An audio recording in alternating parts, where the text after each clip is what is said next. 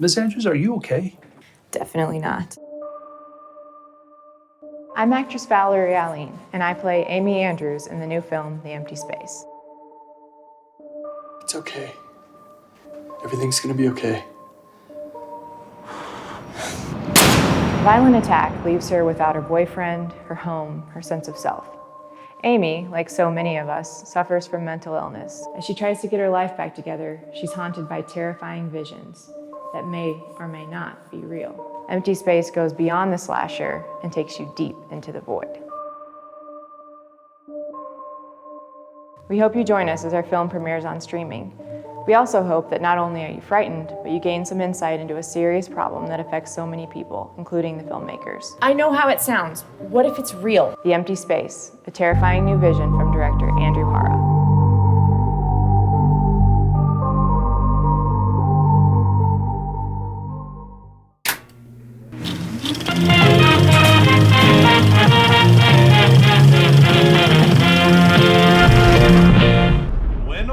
Bienvenidos a la Bomb Squad. If you're watching from the Mexican version of Empty Space, El Espacio Vacío, welcome. The rest of this is going to be in English, but that's right. My movie, The Empty Space, is now available in Mexico, Italy, Germany, France, I don't know, other places. Definitely Spain, but we don't care if it's in Spain. Give us back our land, Spain. Come on. Give us back our people. Anyway, welcome to the Bomb Squad. Go check out the movie on Amazon Prime and Primo de Amazon. And also, we're talking a fun movie. Oh, and then check out our other stuff. By the way, we saw our, our analytics for the last year. Thanks, guys. We got, fans in the UK. We got fans in France. I don't know why you guys are here, but thank you for coming. We love you. We'll hopefully have more fun stuff next year. But yes, welcome to the Bomb Squad. We are going back to Ridley Scott. We just did Ridley Scott, but then I got obsessed with Russell Crowe for a little bit, and so we're back with 2007's American Gangster, starring We're doing good Ridley Scott. Good Ridley Scott. Yeah, starring one of the best actors of all time, Denzel Washington, bringing back Mr. Russell Crowe. So this movie, it's one of those movies where halfway through, I was like, "Oh yeah, Josh Brolin is in this movie. One of the best actors." This is such a stacked cast. Yeah. Josh, who's in No Country, this movie, and that movie Milk, all in the same year. It was crazy. He really jumped onto the scene. It even has Roger Guinevere Smith, who you guys will know from the hit movie that we'll eventually cover, Deep Cover, one of my favorites.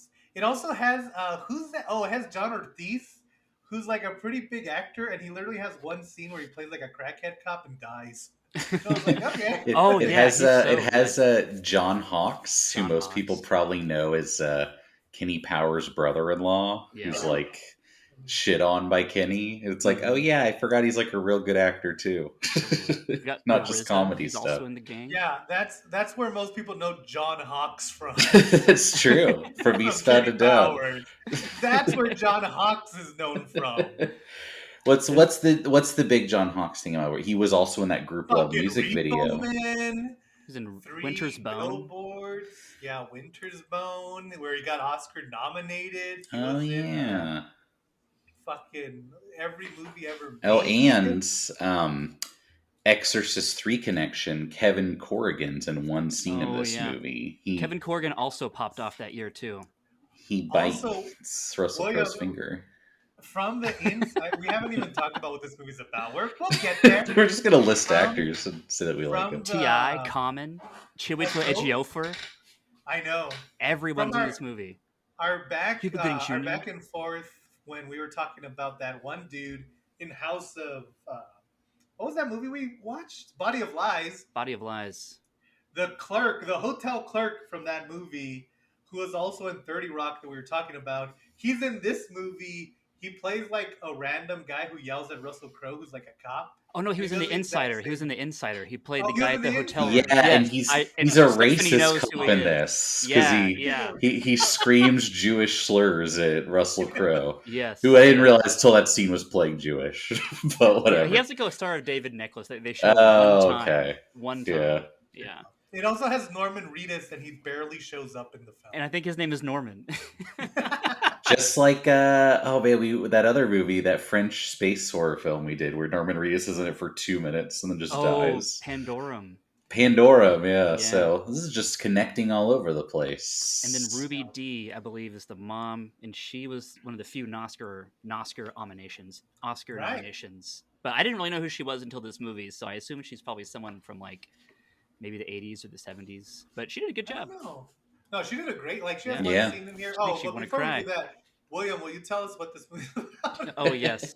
All right. So American Gangster is like Ridley Scott's crime film. We've got Frank Lucas, played by Denzel Washington, who plays the ex-driver of Harlem's old crime kingpin. And he decides to sort of make a drug empire on his own by traveling all the way to Vietnam and sourcing heroin from Vietnam, as opposed to having to work for a different crime syndicate, which is butchered product. He wants the best product he possibly can. So he starts getting success, but then we have Richie Robbins, who's played by Russell Crowe, who's he's an honest cop, but he has a really shitty home life due to his own problems. And he throws in a bunch of money that he finds on the street to the cops, and he outs himself as a good cop, so he can't get jobs anymore or new partners. So he starts heading up this government-granted like anti-drug task force to take down Frank Lucas. And so the movie is them kind of they're parallels. Racing against each other. Yeah. Parallel lives, yes. Also, in an uncredited role is Clarence Williams III, one of the best actors of all time, and he plays the best devil that you've ever seen in a little movie called Tales from the Hood. This movie fucking rocks. Any movie that has Clarence Williams III in an uncredited role, you know it's gonna rock. Play? He plays Bumpy Johnson. He dies right away. Oh, gotcha. He wasn't credited? No, he wasn't. And Weird. That's why every time I watch this movie, I'm like, oh yeah. I wonder why he wasn't credited. He's talked about the whole movie, and his scenes are. I know. At the beginning. I think it was uncredited, not because he didn't want to be credited, but uncredited in the way that like Gary Oldman didn't want to be credited in Hannibal, because he's like, no, the role's got to speak for itself. Kind of like, this is a fun thing for me to do, so I don't need like the credit. Yeah, like a prestige thing, essentially. And a funny thing is that he also played Bumpy Johnson in Hoodlum, starring Lawrence Fishburne. Very funny, weird connection. It's not that good. Maybe we'll watch it. Also, I don't know where it's from, but in one of the movies that I've seen, someone is talking about Bumpy Johnson, and he's like, Bumpy Johnson! And every time they mentioned him, I would say that in my head. I mean, why wouldn't you? Anyway, what did you guys think of American Gangster? Well, I mean, definitely one of the ultimates from that year. I think that this movie and The Departed are probably the best crime movies of the 2000s, at least the late 2000s. You forgot Street Kings. I'm kidding. We might do Street Kings one day. Yeah, I forgot Street Kings. But I like this movie a lot because like it really like I feel like it goes more into like the destruction that like crime syndicates cause on their communities, and like it doesn't shy away from like it makes everything seem cool, but also just not fucking cool at all. Like it's exciting and it's so fun to watch, but it has a really weird sense of like it seems more realistic than a lot of like crime movies. Like it's not just about cops and robbers. It's about like Frank Lucas is so involved or wants to be so involved in his community and with his family. And it shows how much he does kind of help some people, and it shows how much he really destroys people a lot of the times too. And I feel like, I don't know, it was a good mix of like horrific societal damage mixed with like, it still makes you want to care for Denzel Washington and his entire family, even as they're really destroying their community in a lot of ways. Yeah. Well, and I think like, okay, also I will eventually stop doing this. This also has Idris Elba. He plays like one. Yes. Yeah, that's funny because in my notes I was like, oh, I don't remember he's in this. It's like, oh, I know now why I don't remember why he's in this, because he is quickly dispatched. And I think like what sets this movie apart and what I really like about this is because like one of my pet peeves about movie titles is when you name a movie like American something, and then it doesn't really need to be named that. It's like they just didn't have a reason. They just didn't have a name. So like, I don't know, call it American Werewolf or something. You know, like they kind of do it that way. I mean, American Werewolf does have a reason, but that was like the first thing that came into my head. But in this one, it really does, like, everything is so connected. Where, like, you know how when you talk about, like, online, especially right now, there's a lot of people who are like, how can we have, when we talk about, like, the unemployment rate, we have to talk about racism. And it's like, because they all play into each other. Yeah. Like, fucking Frank Lucas could not have built the empire that he was building outside of the Vietnam War, because he was so closely connected with the Vietnam War. And then he wouldn't have been able to have the shit he did if the New York, like, in this movie and in real life, they took out 3/4 of the NYPD and the DEA through fucking what happens at the end of this. Right. Because that's how fucking corrupt they were. Totally. And so it's kind of that thing where it's like, oh yeah, like, he was real smart. It's like, yeah, that was part of it, but it was another part of it was that everyone was just wanting handouts, getting payoffs. Yeah. Well, that was like, I don't know, to me, what makes this movie like almost like better than, you even like when you're like rewatching it, you're like,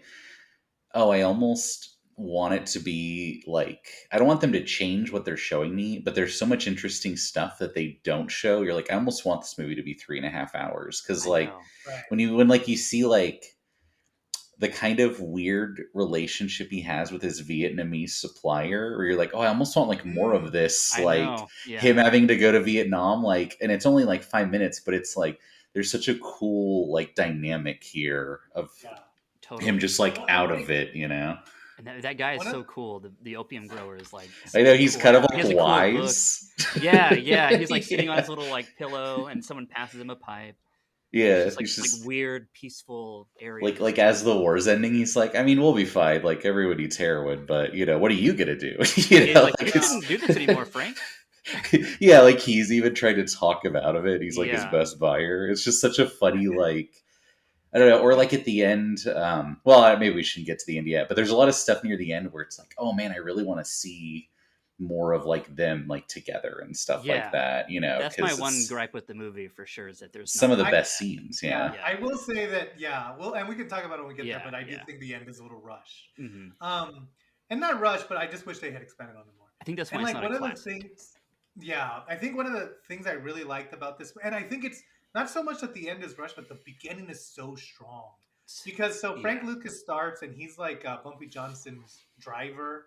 And Bumpy Johnson's like, he's like, takes care of the community. He's also a drug dealer, kind of like Vito Corleone, if you think about it that way, where he's trying to take care of the community while also make his own money, And he passes away, and then they're at the funeral, and like everyone who goes by him, like one of the guys comes up to him and he goes, hey Frank, I just wanted to let you know, Bumpy Johnson always said that, that I should take care of you. And like, you think that that's a compliment, like, oh, he said he's going to take care of him, but Frank is technically next in line. So for this guy to come in and say, oh, I'm going to take care of you, basically means like, you're not moving up. You're staying where you are. And it's kind of up to Frank to make that decision. And I like that the way that they don't necessarily say it out loud, but everyone's kind of coming up to him being like then Idris Elba plays a rival gangster who's trying to take over his the area with like more of a show of force, and he tells Frank like, oh, I'll hire you too. It's like all these people are like presenting it as like, oh, I'm going to give you this great opportunity. You get to work for me. Right. When it's really like, yeah, I'm going to take your territory that you should have because I want it, And I think that that's very smart. Right. And that kind of goes into something that I was noticing about whenever Frank was making his business. I didn't really put it together like that he did kind of, I mean, I knew he had to kind of go behind people's backs to do this. But what you're saying about everyone offering him jobs and like not taking him seriously plays into this. But like they really shoot him going to Vietnam and him setting up his drug trade as like a spy movie. Like it's very clandestine, and like he has to go to Vietnam, and like he's sitting at a table and he sees his cousin, and he's like, it's just like very not Jason Bourne, but like it's like that spy thriller kind of vibe. And it's because he was kind of having to fucking pull that shit out of his ass. And like when I first saw this movie, I didn't really understand what he was doing. Like when I was in college, I was like, he's already a criminal. He's already good to go. I didn't really know how power structures work. But now seeing it like with a little more knowledge of the world, it's like he was really making his own fucking business in like the most dangerous place to make your own business.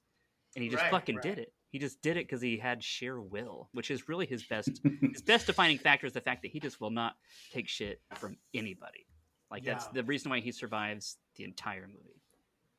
Right. That's like but it's also his biggest downfall because it pushes everyone he knows away. But right, also I mean, that's kind of his downfall as it just comes like Russell along, Crowe's. because it's like his word. It's like these, and it's kind of funny because you have these two people and they're living such different lives. Because we keep cutting back to Russell Crowe, and Russell Crowe is like, he grew up. He also, like, Russell Crowe and Frank Lucas kind of grew up in this world of crime because all of Russell Crowe's friends are Italian mobsters, and this is like at the end of the Italian mobster reign, you know.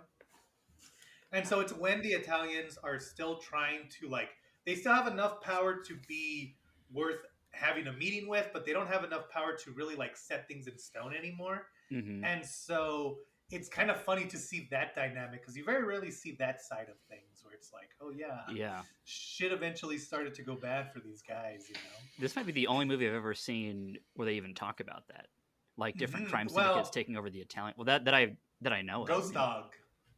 We covered Ghost Dog, which also kind of talks about it a little bit.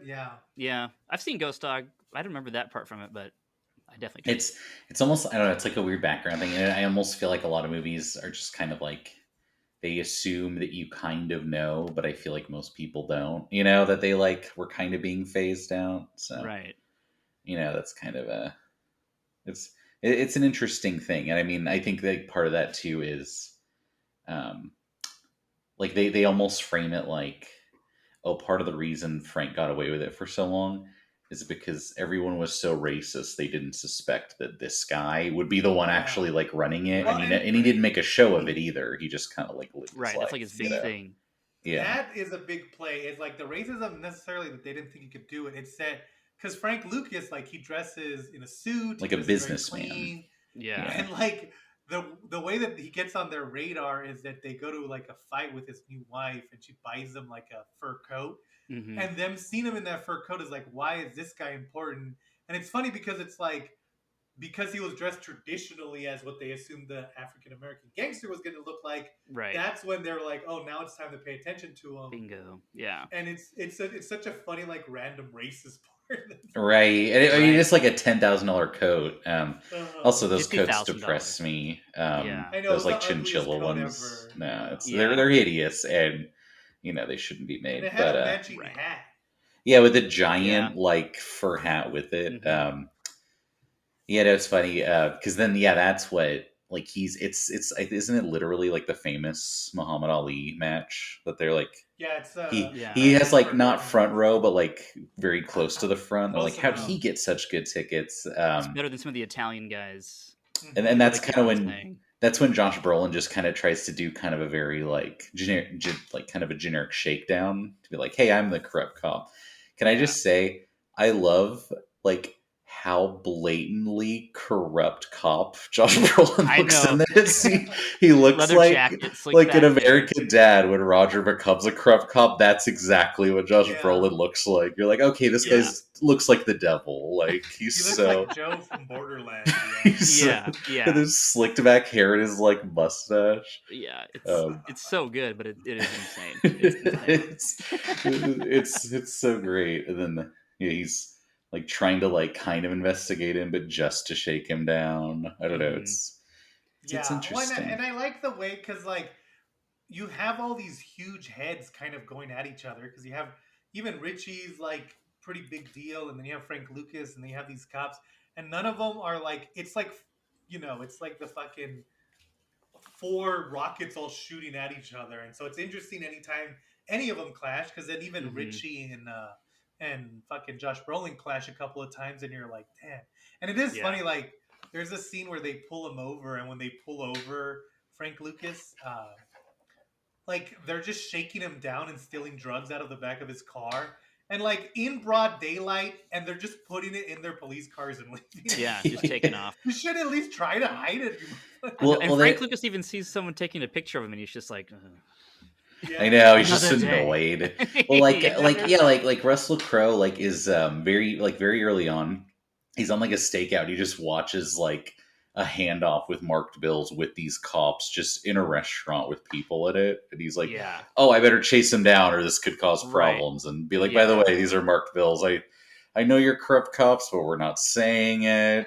Like, And then there's like a good part where, because in that same scene where Josh Brolin's pulled over Denzel Washington, and they're stealing his drugs from him, and they had originally Josh Brolin stops him on his honeymoon, which Frank Lucas takes as a big sign of disrespect, and he's like tells him, "Oh, I want $10,000 by Monday," and then Frank Lucas like gives him a turkey for Thanksgiving, like a live turkey, and then blows up his car. Yeah. And then when he pulls him over the second time, he's like, "I love that car."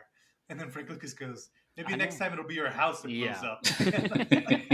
I'm like, God damn, man! Like, Yeah. how do you respond to that? You know, I know, like, just everyone's dealing in death.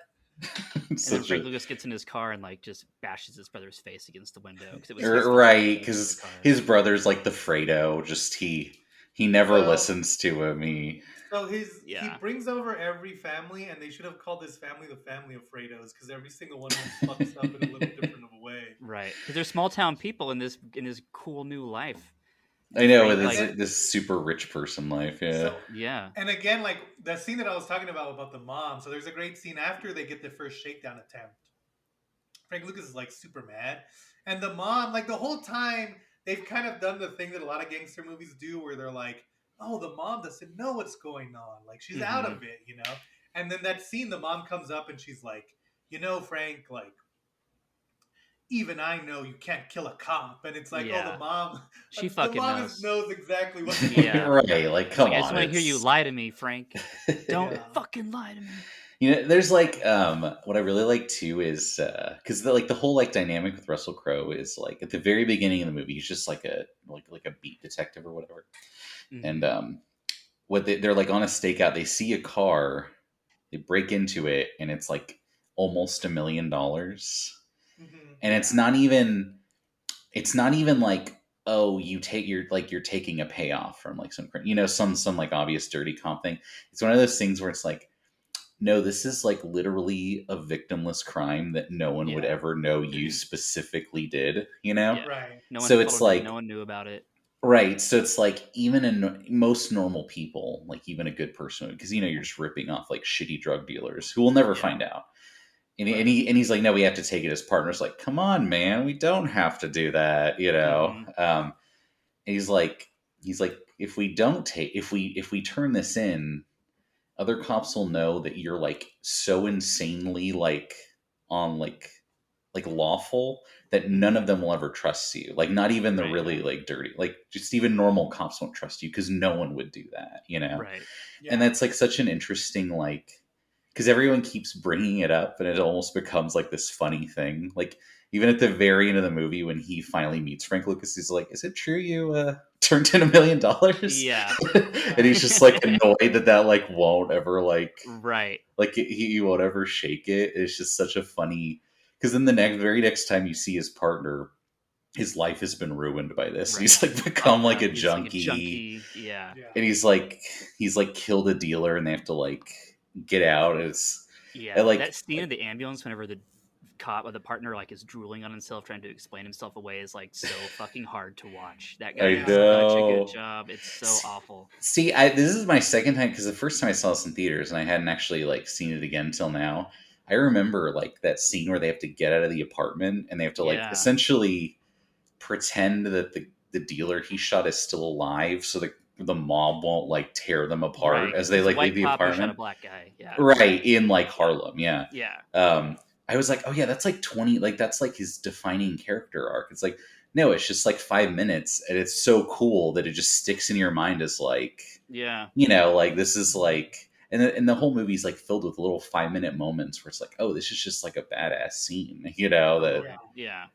There's so many like, oh, this is just for Denzel Washington. Like Denzel Washington goes to meet the mob bosses played by Armand Desante, and it's just like them speaking around each other the whole time, and like essentially the mob boss is asking to work for Frank, but it's presented as if he's asking Frank to work for him. Right. And like Frank is playing along, and at the very end he's like, now they work for me, and like the guy gave him like these, at the beginning he's like, these are Cuban cigars, best in the business, and Frank just goes, because his wife is like, they look at us like we're the help.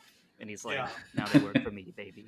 It's the coolest thing you can tell your wife. I've never been able to say that. Well, or just like that scene where it's him in Cuba, and because his Cuba like Gooding.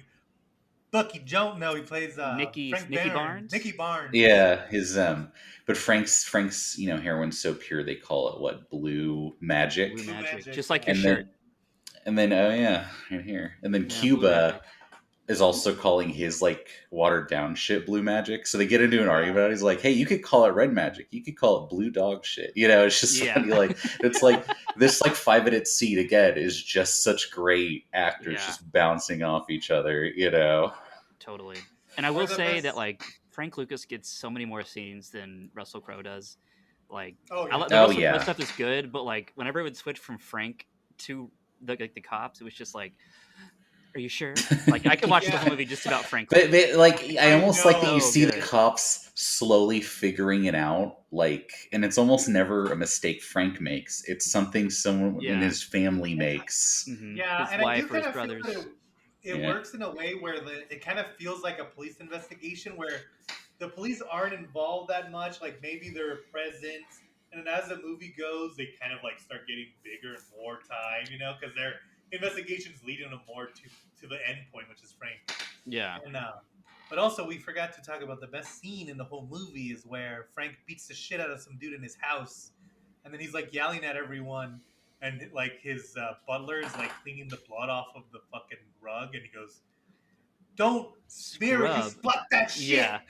Simple Simon motherfuckers. I was like, "Fuck yeah, Frank, tell them. It's gonna ruin your carpet, Dude. huh?" Frank ruins the vibe so many fucking times. Like there's so many scenes where he's just like angrily walking through their eveningly lit apartment and the wife is crying even on their wedding day and he's just like Yeah. burning shit that she gave him or just pouting on the Right. couch or whatever. He just is I such mean, a fucking like, but killjoy. you get it because it's so frustrating to have Yeah. everyone fucking up your thing that you're He's like, the only one that cares. like he's clearly thought it out like perfectly, and then it just people are always everyone on else him. makes mistakes. Yeah, he doesn't make mistakes. He doesn't understand how someone can else make a mistake. He's so Yeah. good that he expects everyone to be that good. But like they're just his Right. fucking brothers who like don't know shit about crime. Like, Yeah, I love who when can like do it that well besides him? He's the only one. with that scene when he's driving with his brother, and that he like they get pulled over by Josh Brolin. He's like, "Yeah, it's fine. They don't have anything." And he's like, "No, I have the drugs in the trunk." And he like looks at him like, "Are you the dumbest person alive?" Just Yeah. like, Right. Like, There's why a would lot you of ever drugs, use Frank. drugs? like Yeah. why would you ever put me in a car with drugs? Yeah. Yeah. Which, to be fair, that Especially, is like- pretty stupid. Yeah, and at that point they had already been like, they were already pretty well off, so that guy shouldn't even have had drugs. Yeah. Although I do like one of the scenes that I also really like, and see, this movie is just made of so many little moments.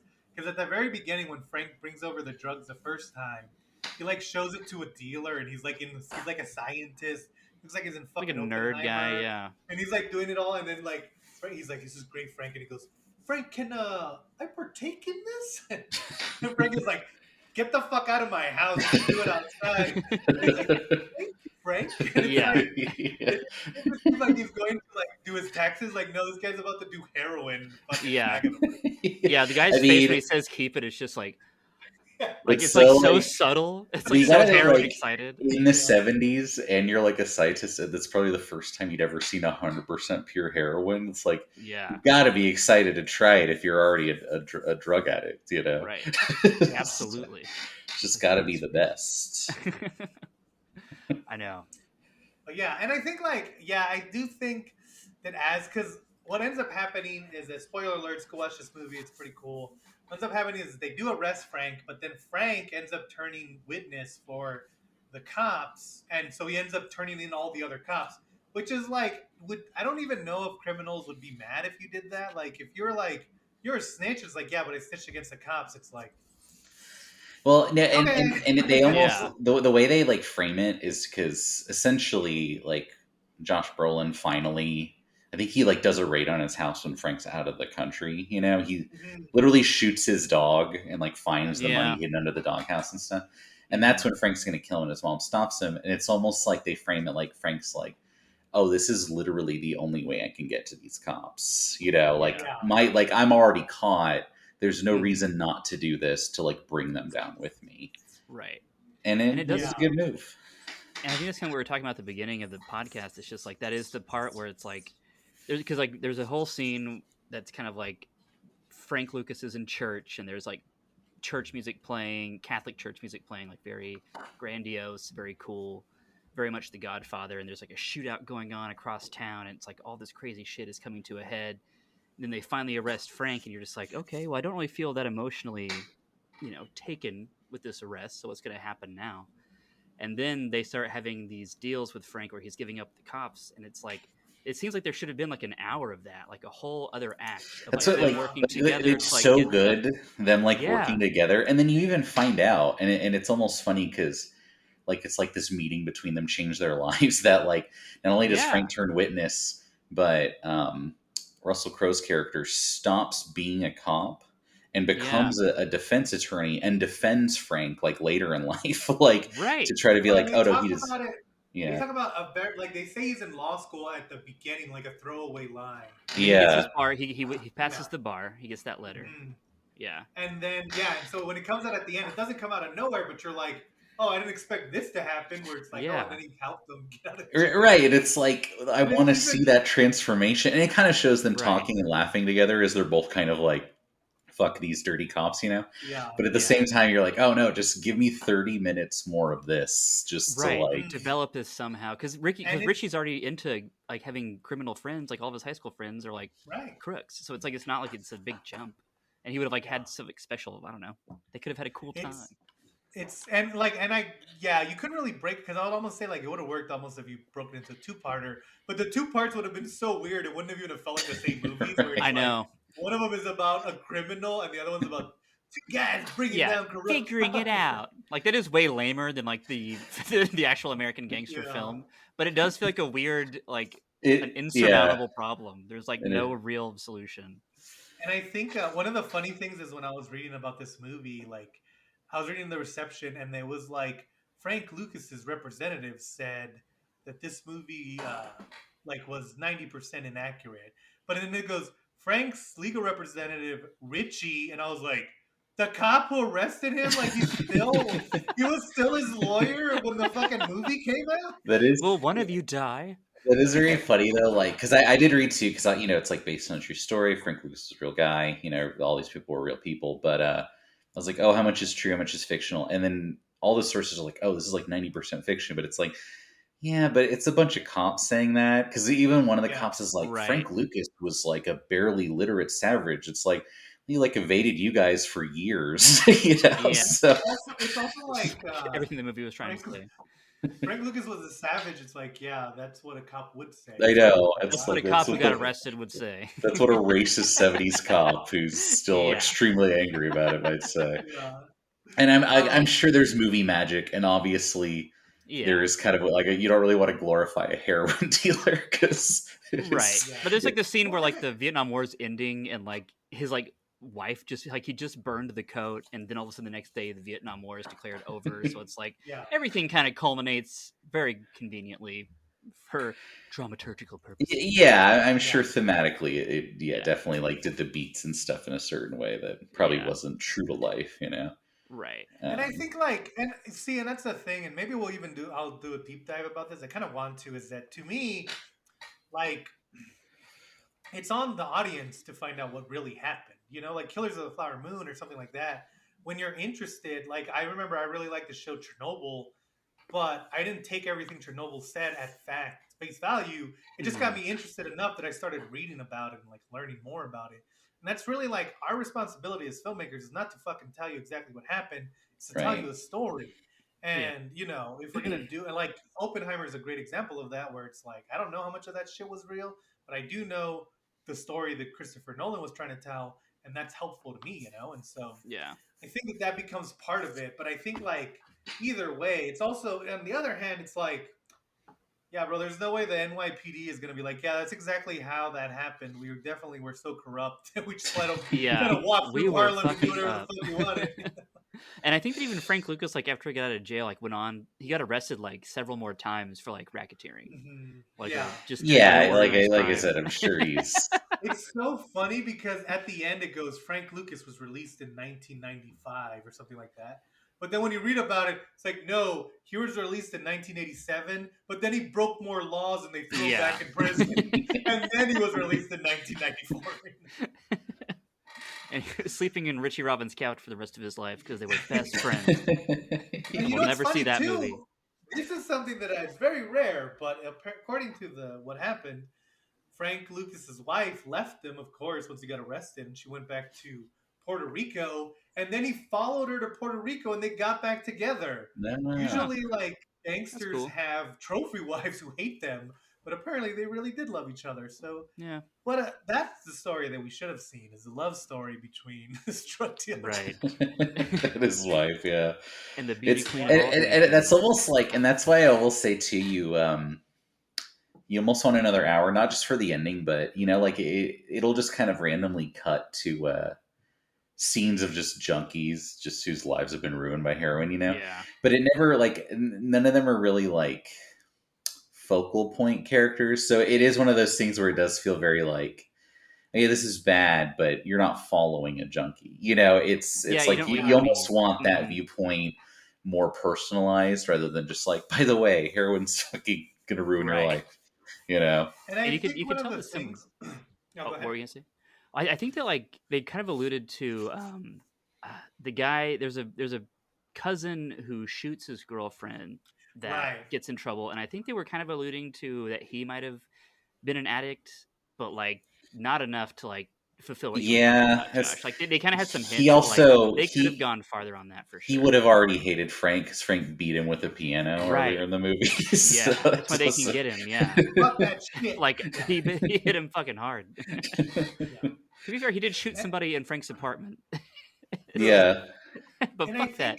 and when we're talking also is like the way Frank was getting drugs from Vietnam was he was hiding the drugs in dead soldiers' bodies. That's why the end of the war signified the end of in the coffins. Yeah.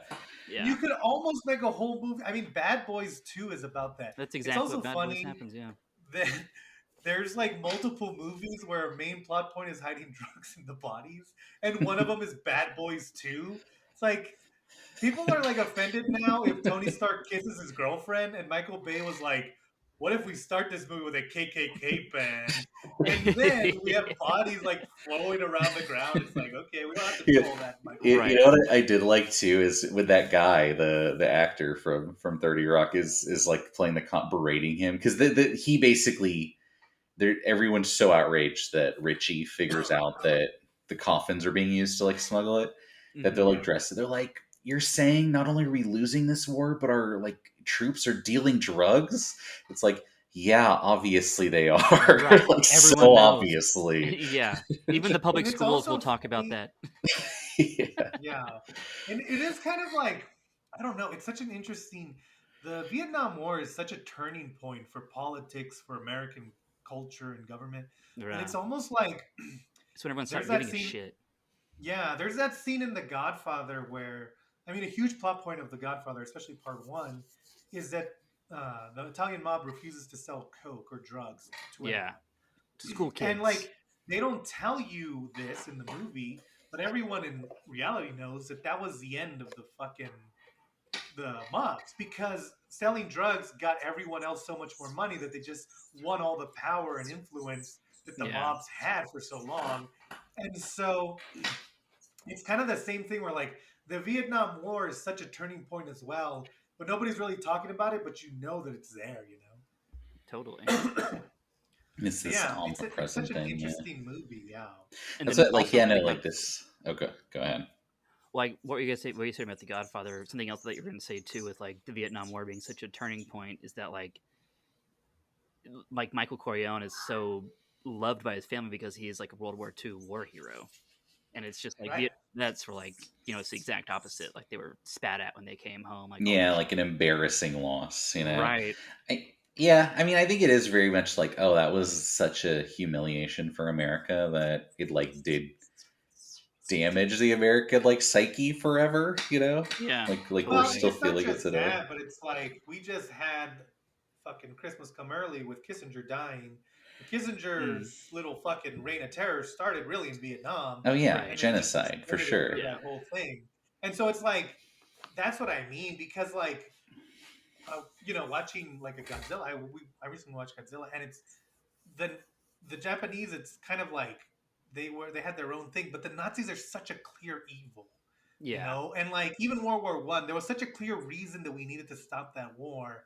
But the Vietnam War is really the first war where it's like, do we really need to be involved in this? And is there a way that we can do this without what we're doing? And Yeah. right now, what's going on right now in Palestine and Israel, it's like there has to be a way where this doesn't need to be happening, like this amount of murder.